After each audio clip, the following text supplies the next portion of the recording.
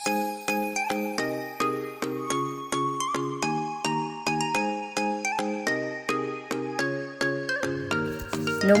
বন্ধুরা, কেমন আছেন আপনারা? আশা করি সবাই ভালো আছেন আর আমরাও খুব ভালো আছি।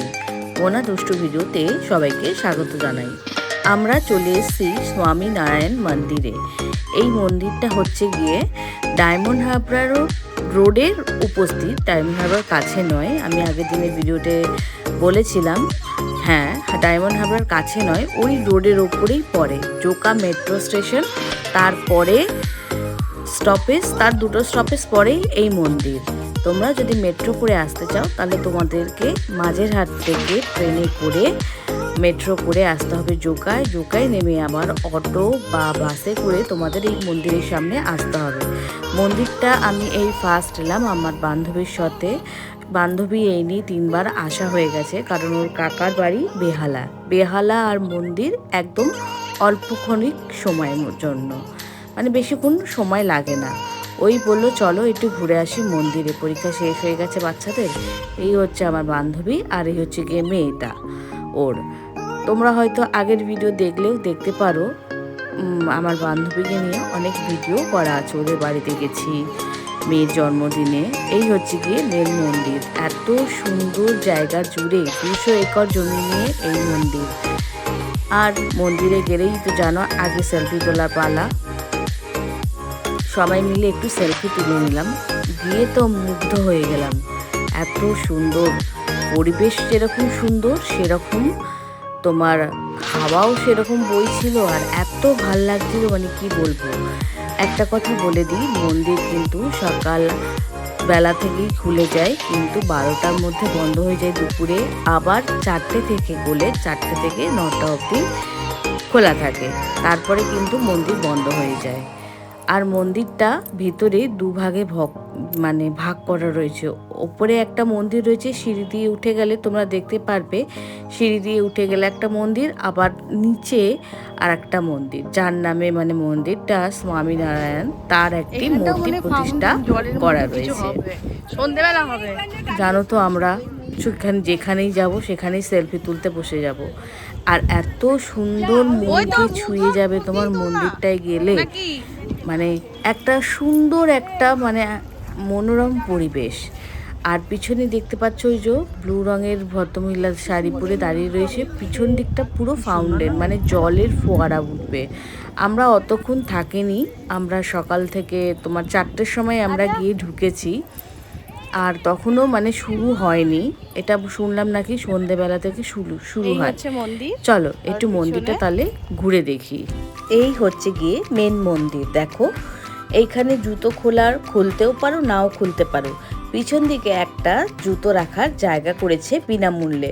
তোমরা ওখানে তোমাদের যতজন গ্রুপ আছে, মানে ধরো 4জন 5জন গেলে কি তার কমও গেলে, ওখানে একটা ব্যাগ দেবে। ওই ব্যাগের মধ্যে তুমি সমস্ত জুতো একসাথে করে রেখে দিবে, আর তারপরে তোমাকে মন্দির চত্বর ঘুরতে হবে। দুঃখের বিষয়ে আমরা কিন্তু মন্দিরের ভিতর কোনো ক্যামেরা করতে পারিনি, ক্যামেরা অ্যালাউ নেই। ওই জন্য আমরা এইসব ভিডিওগুলো বা মানে ভেতরের ভিডিওগুলো তোমাদেরকে দেখাতেও পারবো না, কারণ এই ভেতরের ছবি মানে অ্যালাউ নেই। তো আমরা মন্দির থেকে বেরিয়ে আবার যে যার জুতো পরে আমরা মন্দির চত্বরটা ঘুরতে লাগলাম। আচ্ছা, তোমাদেরকে একটা জরুরি কথা বলে রাখি, এই মন্দিরে আসতে গেলে কিভাবে আসবে। যদি তোমরা ডানলপ থেকে বা ধরো মনে করছো ব্যারাকপুর ওইসব রোড থেকে আসতে চাও, তাহলে তোমরা সোজা তোমার শিয়ালদা যাবে। শিয়ালদার পরে যে রাজা বাজার, সেখানে নামবে। সেখান থেকে 235 বাস যায়, সেই 235 বাসে করে একদম মন্দিরের সামনে নামিয়ে দেবে জোকা মেট্রো স্টেশন। তারপর আমতলার আগের স্টপেজটাই হচ্ছে গিয়ে মন্দির। তোমরা বাসে উঠেই বলবে যে আমরা এই মন্দিরে যাব, তাহলেই ওরা সেই মন্দিরের স্টপেজেই নামিয়ে দেবে। আর যদি ধর্মতলা হয়ে যেতে চাও, তাহলে ডায়মন্ড হারবার রোডের অনেক বাস আছে, সেই বাসে ধর্মতলা থেকে তোমরা যদি ওঠো তাহলেও তোমরা এই মন্দিরের সামনে পৌঁছে যাবে।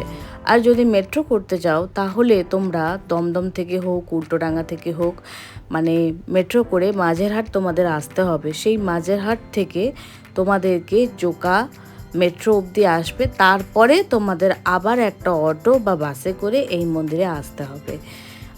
আমি তো বলবো বাসে আসাই ভালো, একদম মন্দিরের সামনে নামিয়ে দেবে আর ভাড়া নেবে মাথা পিছু 20 টাকা। যত তোমার রুটটা কাছে হবে তত ভাড়া কম হবে, যত দূর হবে হায়েস্ট ভাড়া আমাদের থেকে 25 টাকা নিয়েছিল, যেহেতু আমরা সময় শিয়ালদা থেকে উঠেছিলাম। তারপরে এখানে বসে নিলাম, জিরিয়ে নিলাম। খাওয়ারও একটা জায়গা আছে, তোমরা চাইলে ওখানে ভেজ খাবার খেতে পারো। আর এখানে টয়লেট আছে, টয়লেটটা ভীষণ পরিষ্কার, মানে পরিষ্কার পরিচ্ছন্ন করে এরা রাখে। আর বুঝতেই তো পারছো কত বিশাল এরিয়া, 200 একর মানে কম নয়। এত বড় জমি নিয়ে মন্দিরটা সমস্ত কিছুই সুন্দর করে সংরক্ষণ করে রাখা রয়েছে। আর সবশেষে বলি, আমরা যখন বেরিয়ে এলাম তারপরে খিদে পেয়ে গেছে, অনেক বেলা হয়ে গেছে, তো আমরা এসে একটা হোটেলে ঢুকলাম। হোটেলে ঢুকে আমরা খেয়ে নিলাম। আর আমাদের চোখ মুখের অবস্থা দেখছো বিপর্যস্ত, সকাল থেকে বেরিয়েছি, আমাদের চোখ মুখের অবস্থাও একদম গেছে কালি কালি হয়ে, আইলাইনার ঘেটে দুষ্টুর কি অবস্থা। তাহলে ভিডিওটা ভালো লাগলে একটা লাইক দিতে ভুলো না, আর আমার চ্যানেলটা সাবস্ক্রাইব করতে ভুলো না। আর তোমরা কারা কারা স্বামীনারায়ণ মন্দিরে গেছো আমাকে অবশ্যই কমেন্ট করে বলো।